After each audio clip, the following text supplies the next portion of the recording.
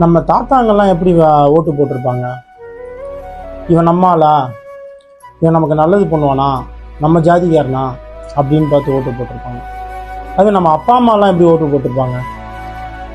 இவன் இந்த கட்சிக்காரன் 1000 ரூபா தரானா, இந்த கட்சிக்காரன் 2000 ரூபா தரானா அப்படின்னு சொல்லி யார் அதிகமாக தரானோ அவங்களுக்கு ஓட்டு போட்டிருப்பாங்க.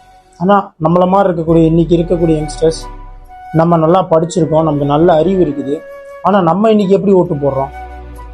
நல்ல படத்தில் நடிக்கிறான், நல்லா க்யூட்டாக இருக்கிறாரா பார்க்கறதுக்கு?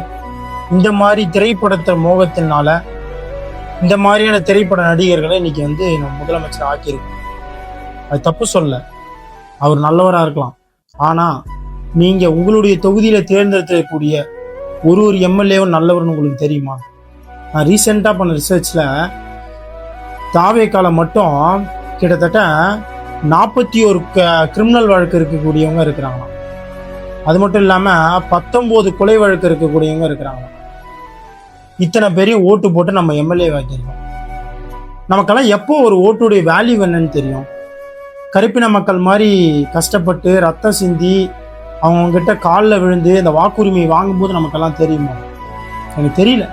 நமக்கெல்லாம் எதுக்கு வாக்குரிமை அப்படின்னு சொல்கிறது எதுக்கு இருக்குன்னு.